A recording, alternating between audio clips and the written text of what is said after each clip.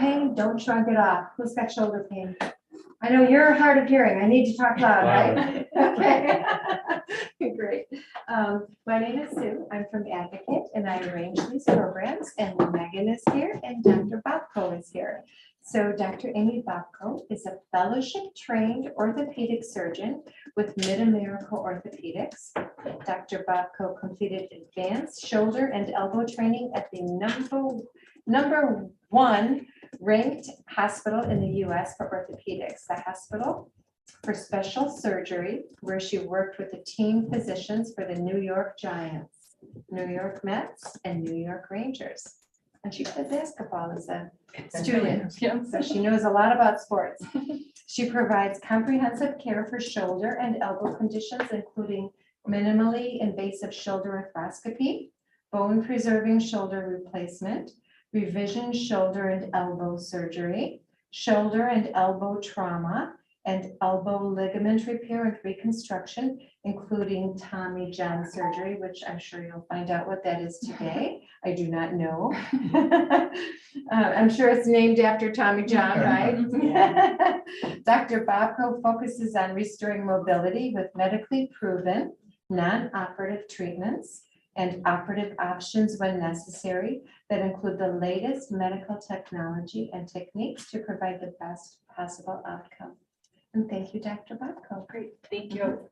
Thank you so much, everyone, for coming, and I hope I can provide you with some useful information about the shoulder. It's something that I spend a lot of time thinking about, and just want to go over that. And I've recently moved back to the area. I grew up in Tinley Park, and so I'm very excited to be back locally. And so we'll talk about shoulder pain. Don't shrug it off.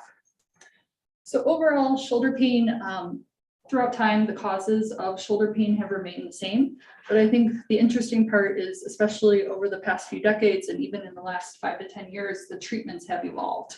And so we have not only operative treatments, different surgical procedures, but in the realm of non-operative with the types of different therapies and injections that we have, it's really progressed. And that's why I was interested in shoulder and elbow surgery. And so the anatomy of the shoulder, you have different components, and this image is showing you the bony anatomy. So the shoulder is the ball and socket joint, which is the humerus and the glenoid are those two components. But then the whole, what we call shoulder girdle, the mechanism of your upper extremity, also consists of the collarbone and the shoulder blade. So it's important to consider the whole aspects of your upper extremity. And along with that, you have ligaments, muscles, and nerves that come into play as well. And some of the major muscles that you have are your rotator cuff muscles. There's 4 of them. And there's one large one in the front, one on top, and then 2 in the back of your shoulder. And these muscles are really what's powering your shoulder for any overhead movement and rotation. And then your biceps muscles that can cause a lot of different pain and weakness, and that also is coming from your shoulder. And so how do we work up shoulder pain, or how do we figure out what's causing the pain that you have? A lot of different things. First is just starting off with the history, finding out when your symptoms are occurring. Did you have an injury or a fall, and walking through that process. Your exam when you come into the office is really helpful at telling us what's your range of motion like, what's your strength like, and figuring out what's the cause of your pain. And then furthermore, we start getting into test. So an X-ray is really helpful with showing us the bony anatomy. An MRI, that's what's showing us the soft tissues of your shoulder, your rotator cuff, your labral, your biceps, things that we aren't going to be able to see on an X-ray. Sometimes a CT scan is useful because it gives us a 3-dimensional picture of your shoulder. And then these are a couple other things. An EMG is a nerve study. And then very rarely, we have to actually go in a surgical procedure to see exactly what's going on. Click forward, and if any questions along the way, please go ahead and stop me.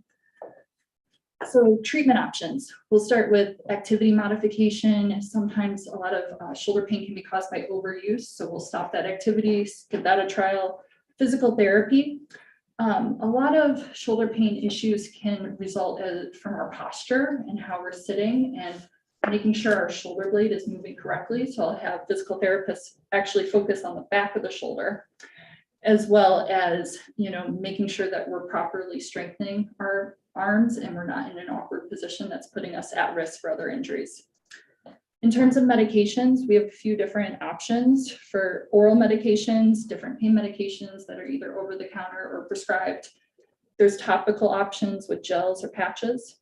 And then getting into the more procedure-based treatments, there's injections, there's steroid injections, as well as something that's called platelet-rich plasma. It's actually taking your own blood, spinning it down, taking out the plasma, and then injecting it so you get some of those growth factors that you have. And then surgical options, there's arthroscopic, where we take a camera and use small poke holes around the shoulder, where we're able to do minimally invasive procedures. And then sometimes we need open procedures where it's a larger incision. And so I think it'd be helpful to just go through some of the common conditions that cause shoulder pain.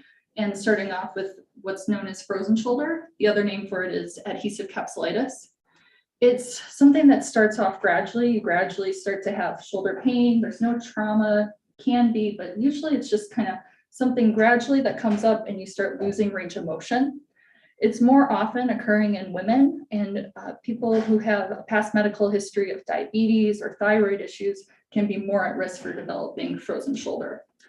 And the shoulder is enveloped by a capsule, and that's what's causing the pain, is that it becomes thickened and inflamed and you start losing range of motion. And so there's usually 3 phases of frozen shoulder: freezing, which is very painful as you lose that range of motion; frozen, where the pain kind of it goes away, but you still have restriction in what you can do; and then thawing is where you eventually regain your motion. Our goal with treatment is to speed the natural history of what's happening. And so the way we do that with physical therapy, medications, injections, very rarely we need to do a arthroscopic surgery where we release that capsule to get that motion back. And this is just a few of the different exercises that they would offer in physical therapy to treat frozen shoulder. And then the next condition we'll talk about is a labral tear. So the labrum, it's a circumferential structure that goes around the socket of the shoulder, and it actually provides a bumper. So your shoulder has the largest degree of range of motion of any joint in your body. And this bumper is allowing for the stability so that your shoulder does not dislocate. When you have a dislocation, you can get a tear of the shoulder. And there's a couple other reasons you could have a labral tear, just by degeneration over time with repetitive activities. When you have a tear, it can be painful and also cause weakness. Some treatments for that, as well as physical therapy, we do offer arthroscopic repair, and that's what this picture is showing here. It's usually fixed with some sutures and small plastic anchors. If you take a look at this picture, at the top of the labrum, where most labral tears occur, the biceps is originating. Sometimes the tear is too large, and we actually just move the biceps so that the movement of the biceps is no longer going to cause pain at the labral tear. That procedure is called a biceps tenodesis. And I have a picture of that right there. Doctor, when you said you move it, you move it to a different area and reconnect it? Exactly. So we cut the biceps up at the top and we're moving it down right next to the ball of the shoulder. So moving it from inside the shoulder down into it's called the biceps groove. And we secure that again with an anchor, which is made out of plastic and sutures. This biceps tendon is really your accessory biceps. If we go back, here you have your long head, which is what I'm talking about of the biceps, and your short head of the biceps, which originates more in your chest. The short head is what's powering the flexion. This accessory long head gives you a little bit of strength with rotation, but when we move it and stabilize it, it causes less pain and you do not experience loss of strength.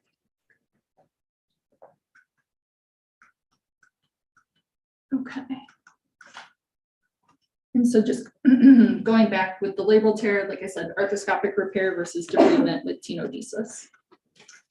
And then we'll talk about rotator cuff tears. So I think it's something that everybody's heard of, and there's all different causes, usually a fall, or you go to grab something quickly and you feel a pop or a tearing sensation. That can be a rotator cuff tear.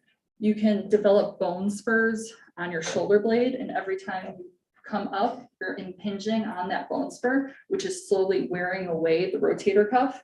And then our genetics also play a role in how strong our tendons are. The tears of your rotator cuff can either be on the underside or on the top, or they can be a complete full thickness tear. Typically, the symptoms that patients will present with are either pain, loss of range of motion, and especially weakness and decreased strength. Some potential treatment options are physical therapy, injections, like I mentioned before, as well as surgery. And there's a few different ways to do the surgery.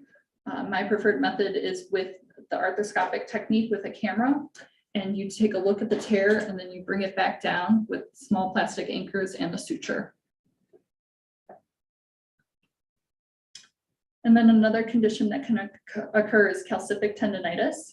So this is where you actually have calcium deposits occurring between the rotator cuff and your shoulder blade, or actually within your rotator cuff tendon. Certain trauma can cause this, as well as certain diseases such as gout, or if you have parathyroid condition, that can also put you at risk for depositing calcium. This can be extremely painful. And usually how we can see it in this way, we can usually see it on X-ray. And there's various different treatments for it as well, including physical therapy, anti-inflammatories, injections. We can have a radiologist go in and break up those calcium deposits. And ultimately, if the deposits are too large, we can do an arthroscopic removal. Another common condition is called AC arthritis. So your AC joint, remember I talked about before the importance of your collarbone and your shoulder blade. It's actually a bump that's above your shoulder. And sometimes when patients are crossing over their body, they're experiencing a lot of pain. Boxers too, with that jabbing motion, they'll get a lot of pain there. And basically they're developing arthritis of that collarbone joint. So again, kind of our theme of the different menu options that we have for treatment, anti-inflammatories, topical gels, injections, and then ultimately the surgical procedure for this, if it's not getting better, we can excise a portion of this bone, the collarbone, arthroscopically, and that really works well to take away a lot of that pain. And then finally, the last condition I wanted to mention was shoulder arthritis. So arthritis is very common, especially in the knees, the hips, but you can also get it within the shoulder. And some X-ray signs that you'll see, the previous pictures, we saw that nice round ball of the shoulder. Here we're getting flattening as well as a bone spur and joint space narrowing. Those are all signs of shoulder arthritis. And arthritis pain, it can be at rest, it can be with use. More often it occurs at night. Usually we can see it on X-ray. On exam, I'll usually examine your rotator cuff and typically get an MRI because the treatment options will be dependent on whether or not you have an intact rotator cuff. Some non-operative treatments include medications, physical therapy, injections. And then if your rotator cuff is intact, we can consider something called an anatomic total shoulder replacement. So this is where we are replacing the ball, the shoulder, with a ball and the socket with a flat surface. So it's trying to recreate the anatomy of the shoulder. There's different implant systems. This is a stemmed implant where it's longer into the humerus.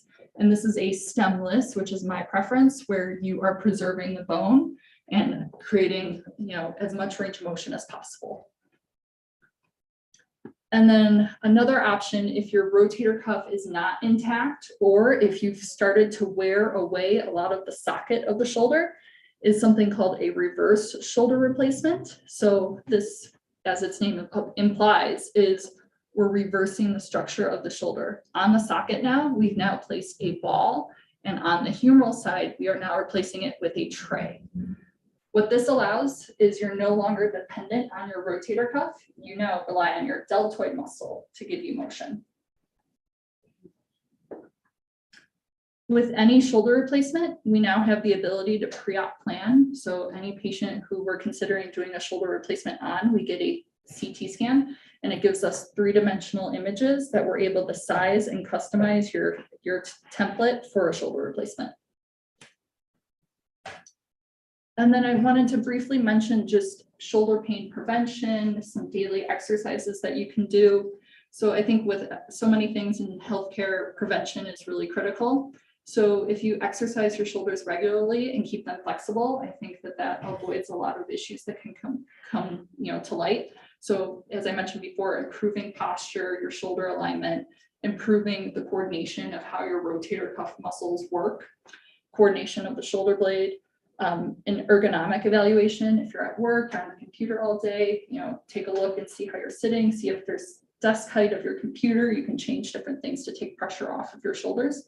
And then your core is really, crucial for all different things, but especially for upper extremity movement, lifting. You want to make sure that you're utilizing your core. And the main thing with any of these exercises, you want to be careful to not overload on weights. Do not go too heavy and avoid putting your arms in awkward positions. So I think, some very simple, gentle things you can do is some stretching across the body.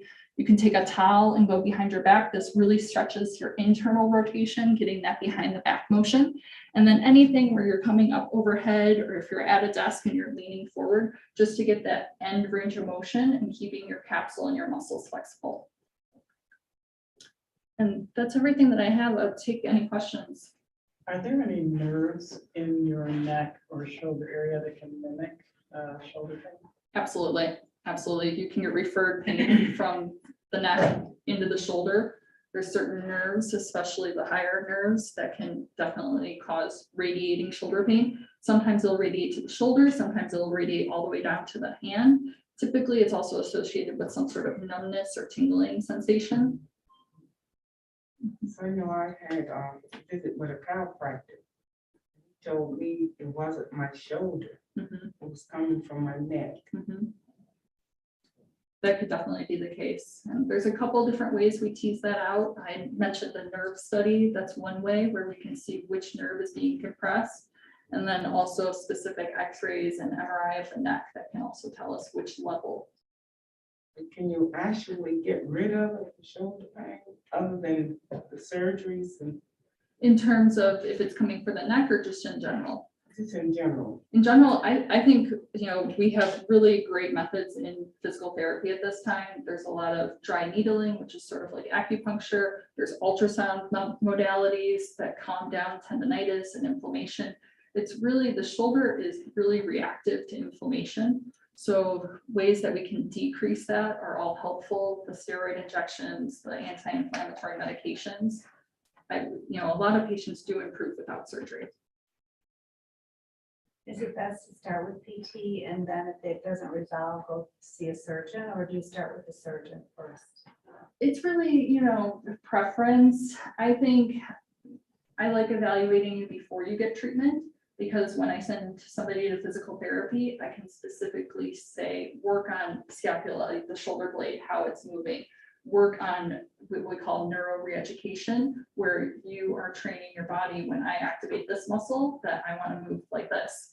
So I think having those notes to the physical therapist, I get their reports, I can check in with them. I think it just creates a better line of communication from the get-go. You have a list of those exercises that we could practice at home? Oh, I didn't bring any today. I can definitely put some on our website. It would be helpful. Yeah. What if you have bone spurs? I had a problem with my arm Mhm. right here, and it's still, I couldn't rate, for some reason it wouldn't go up. So when they did x-rays, arthritis, old age arthritis, Mhm. but they said they had some bone spurs. Physical therapy helped, but I move it this way, it still starts hurting there and down here, and I can't move it like I used to. Right. So And it's a very pinpointed area. specifically, and it depends how large the bone spurs are. It depends how much it's impinging on your rotator cuff. If it's very mild, I think physical therapy, injections. When it starts becoming persistent, then we start talking about an arthroscopic surgery where you actually shave down that bone spur and make it flat. If your rotator cuff has started to be affected, I told you every time you come up, it could be pressing. If your rotator cuff is too thin, then we got to look at exactly how advanced the arthritis is. With the physical therapy, it feels good while you get it, Mhm. but then it comes back. It comes back. Yeah. I think daily exercises, home exercise programs where you continue to do your therapy exercises, for not just while you're in therapy, but for many, many months after. I think it just is a maintenance thing. What's the normal recovery time on the arthroscopic surgery versus the, because it takes like the large opening type, that usually takes like a year, doesn't it? Or For the skin and everything, Yeah. it can. And, you know, with all surgeries, we say above a year to get full improvement. But in terms of the arthroscopic, you can't get patients moving much faster because they are smaller incisions. It depends on what surgery it is exactly, how long the recovery is. For an arthroscopic rotator cuff repair, about 3 months, you're back to doing activities that you want to do. Got a question. I'm not sure if this falls specifically within your area, but I had surgery on a bone in my neck 5 Sure. weeks ago. And I have a follow-up visit coming with the surgeon. Yeah. But I'm continuing to feel quite a bit of pain, like from here to here. Yep. And I'd like to get a second opinion from some other doctor Mhm. as to what might be causing this pain and what I could do about it. Mhm. Does that fall within your? It's something that I would evaluate. I have spine colleagues as well who can evaluate. Okay. We kind of all work together, but I Okay. would take a look at, like I mentioned, those posterior shoulder blade muscles. You have Okay. your trapezius, which goes from your neck onto the top of your shoulder blade and down. Okay. And a lot of times they can become in spasm, they Yeah. become very tight. And so there's a couple different, that dry needling I mentioned. Okay. Mhm. So if I made an appointment with you, Mhm. to come in, you could maybe kind of look I at can it take and a see look. whether Mhm.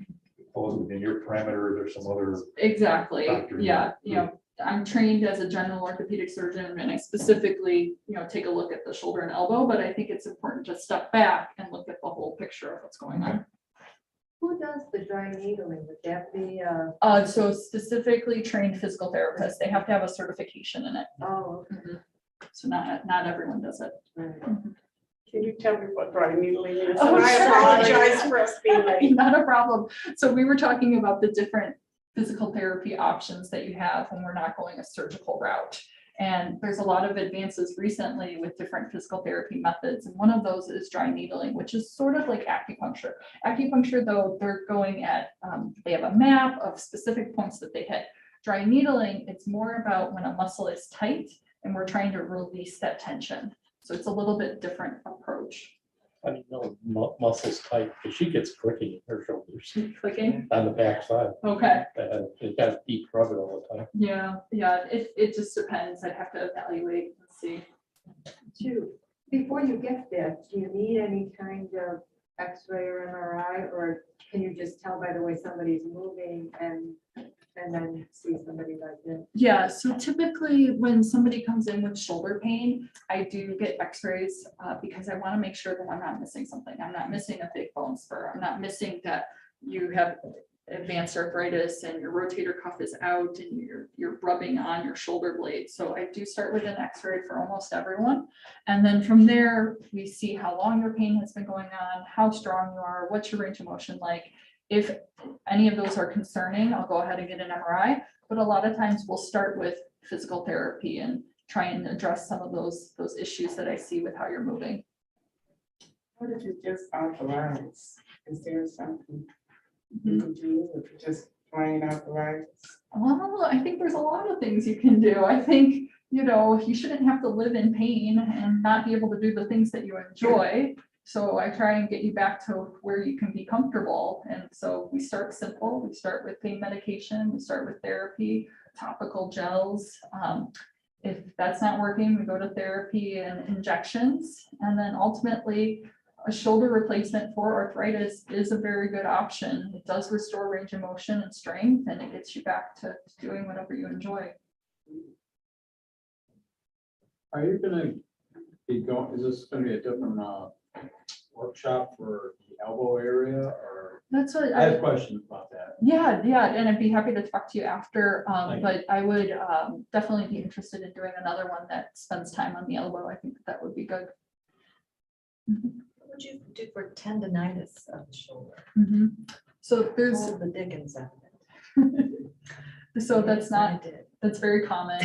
It's very common. When you have an acute injury with, you did something and now your shoulder really hurts, I think the first thing is anti-inflammatory medications, and we can do higher doses if needed, because, you know, if you take an anti-inflammatory for a 2-week span and really build up a level and hopefully it calms things down, the shoulder is very reactive to inflammation.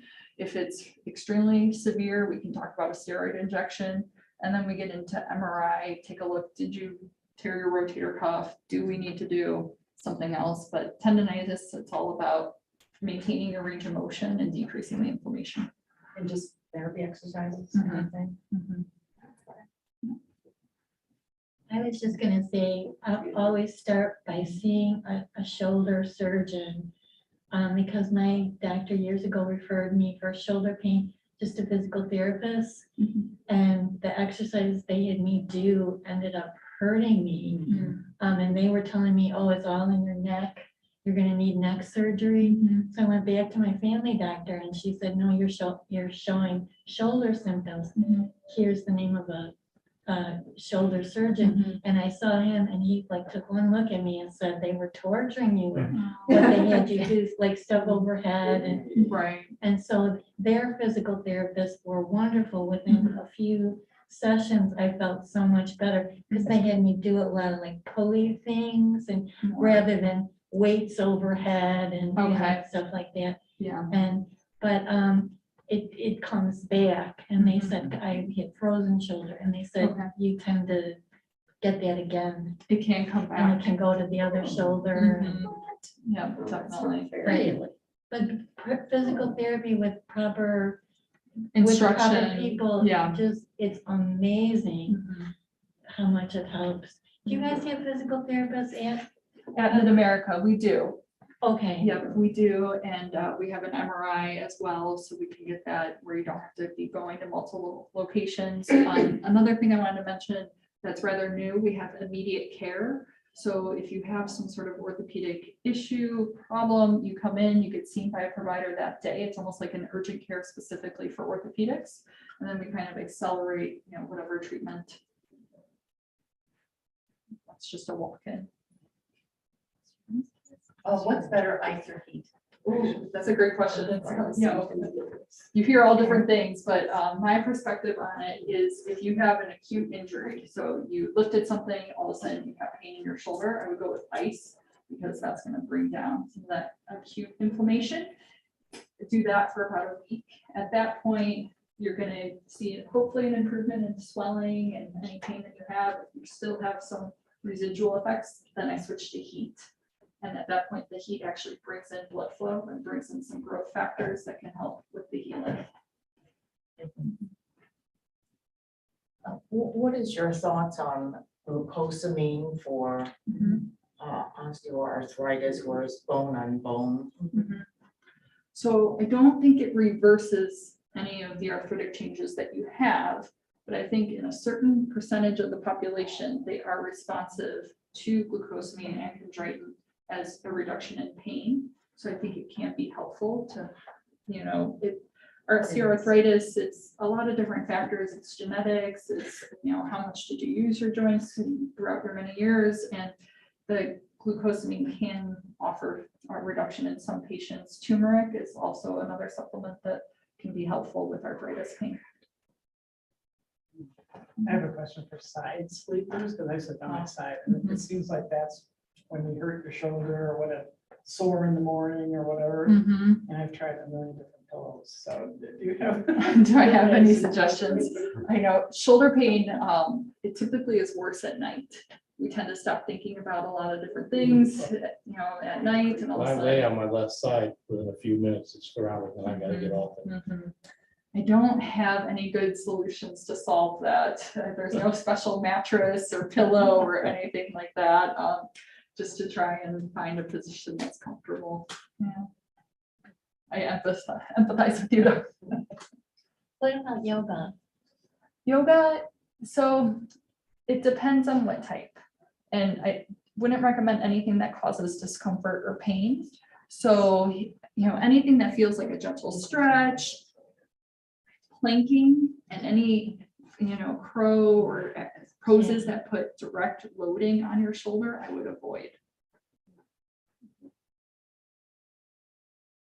Meridian insurance, is that, do you accept that? You accept all types? Yes, as long as you have insurance. Mhm. I'm gonna stick around for a few minutes, so if there's any other questions, but otherwise, thank you so much. Thank you. Does the, Oh, the giant. and,